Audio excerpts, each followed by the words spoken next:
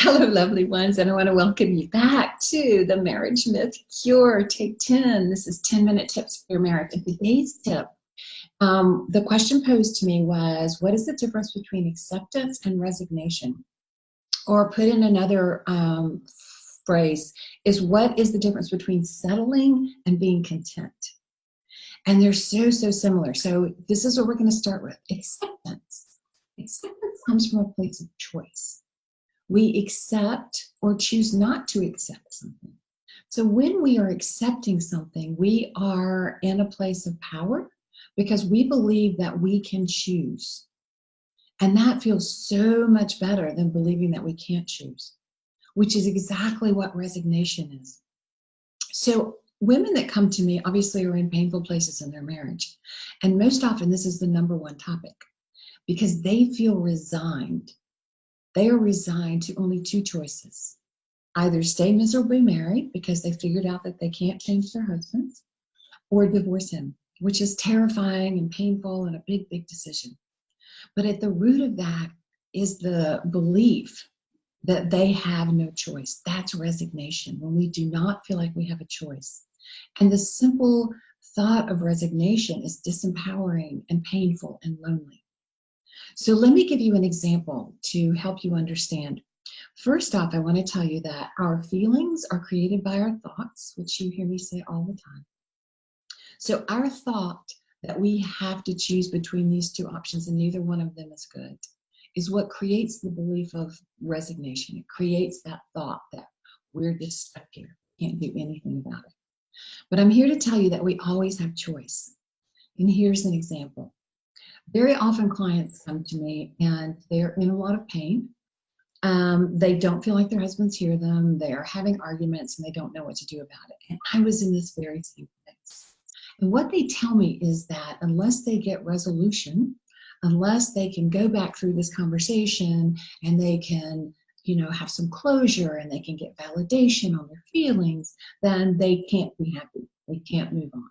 They're stuck in a spin cycle of thoughts that they can't do it. They need their husband to have this conversation so that they can be happy. So let me tell you what that is actually. What we're doing at that point is we're saying, here's a little box, here's a box, and I'm going to put all of my happiness and all of my power in it and all of my ability to choose. And I'm going to lock the box and I'm going to give it to you. Which means that suddenly we are captive. We are victims because our happiness and our joy and our ability to choose and our power is completely contingent on his behavior, his words, and his actions. And if you're in this painful place, you have discovered that you can't change him. So it begins this cycle of us trying to get him to understand our feelings. But here's the trick with that too. Okay, so when we want our husbands to validate our feelings, that comes from a place of us needing someone to say that our feelings are okay. And there's probably a whole lot of history behind that. But we're generally, as when we do this quite often, it means that we don't believe that our worthiness, that we can feel the way we want to feel. Isn't that amazing? And we can. So when we want to have this conversation, however, and want him to validate our feelings, what we're really saying, excuse me, is that we need him to tell us that our feelings are okay. Well, so guess what that means?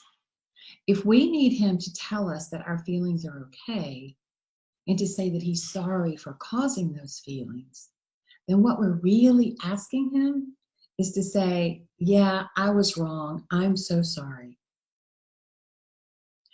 And if we're in a place of contention with our husbands, let me just rephrase this. In my marriage with my ex-husband, I kept trying to explain my feelings and I couldn't understand why he would get so angry. I honestly couldn't understand. I'm just trying to tell you how I feel. And he couldn't articulate what he was angry about. Excuse me. But the truth was, I was needing him to validate that my feelings were okay. I was needing him basically to validate my self-worth.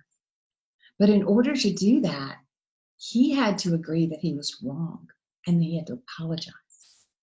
So can you see how no matter what I said, the basic question I was asking from him was, tell me you're wrong, tell me you're sorry, tell me you won't do it again. I was giving him responsibility. And of course, our husbands don't want to do that. Of course, especially if we're in a place of contention, they don't want to do that. So when we get to a place of understanding that our feelings are just how we feel and they're okay, and we're worthy of our feelings, and we can choose our feelings because our feelings come from our thoughts. Here's another example. So one day I was teaching one of my membership classes, and I had gotten crossways with my husband about something. It was no big deal. I don't even remember what it was about now, but at that moment, I was highly agitated. And so I used it as a teaching example in my membership class. I went to my class, I said, okay, let me just tell you, let me just give you a great example of what real life is like. Even when you know what you know, even when you practice what you practice, this is how it works. I'm angry with my husband right now. I'm angry with my husband. But I understand that I am choosing to be angry with my husband. Because you see, that's where the power comes from. I was choosing to be angry because at that particular moment, my emotions were flowing through anger, and I believed that it was justified. We can choose to be angry. We can choose to feel lonely. We can choose to feel sad. We can choose to feel anything we want to. The magic is when we understand that we have choice. So say that he's done something and you're angry. All right, let me give you an example of how you can choose. There's several different options. I'm just going to throw out a couple. First one, when you're angry, if we want to get his attention, what is it we often do? We try the silent treatment, or at least that's what I did, right? Where our thoughts are that, okay, if I stay silent long enough, he'll ask me what's wrong. No, he doesn't. Because guess what? Men are so much better at the silent treatment than we are. You see, we want to talk. We want him to ask us. But he's over there thinking, ain't happening. Not doing that. He's not going to ask us. He's not going to give us the opportunity. So inside we're seething because we're having these thoughts over and over and over about he doesn't even notice. And it's beginning to validate the fact that he doesn't care. He doesn't care. He doesn't care. No, it's not that he doesn't care maybe, but it's like who walks into a fire pit and to get burned? Like he's not going to ask us. Silent treatment, not real good. Distraction. We can do something else and tell ourselves that we're not really angry. That's denial and distraction. It works for a little while, but underneath it all, we're still having all of those thoughts. All of those thoughts are going over and over in our head, and we're compounding our resentment. Because see, that's what resignation creates, is resentment. So by the time that we get over our distraction and we don't believe our denial, we are ready to explode, right? Number 3 option is we can choose humor. I use this a lot. It's like, really? Okay, yeah, I'm pissed. And that works really, really well. It also is a great way to deliver information to your husband because he's a lot more likely to hear it. I'm not trying to manipulate your behavior. I'm just telling you that that is an option. Option number 3. Option number 4 is we can explore our choice to be angry. We can sit down and go, yep, I'm angry. I'm angry. Okay, why am I angry?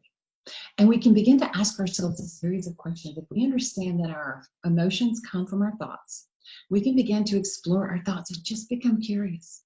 Why am I angry? First thing is probably going to be because he said or did so-and-so, or didn't say or didn't do so-and-so. Okay, why does that make me angry? And we continue to ask why until we get to the underlying point or thought that we have that is creating that emotion. And most often what we discover is that it's because we need something from our husbands. We need him to do or be a certain thing. And please understand, we should ask for everything that we need from him. I'm not suggesting that we don't. But it's so important to understand what it is you need from him and why you need that. Because too many times it comes back to a belief that we aren't worthy of what we want. And that is typically what's causing us the pain. Because when we believe that we have choice, when we believe that we're worthy, we come at it from a totally different perspective. Not haughtiness, not defensiveness, because we don't have anything to defend. It just is. This is how I feel. These are my thoughts. These are my choices. It's a completely different place. That's acceptance. We're choosing. When we come at it from a place of we don't have choice, this is all I'm going to get. This is as good as it's going to get. This is all I deserve. This is all I'm worthy of. That is a painful, dark place of disempowerment because we believe that our husband has all the power to make us happy or sad. We forget that we have choice. We always have choice. We can choose. We always have that ability. And that is the lesson for today. Acceptance is choice and power. Resignation is disempowerment and a feeling of helplessness and lost and hopelessness because we don't think we can get any better. Hope that was helpful. And if it was, please subscribe to my YouTube channel. Email me with questions and comments. Drop some in below. My email address is kim@themarriagemythcure.com.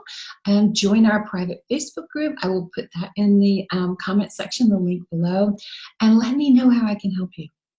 And for today, I'm going to say à tout à l'heure and bisous from Orléans, France.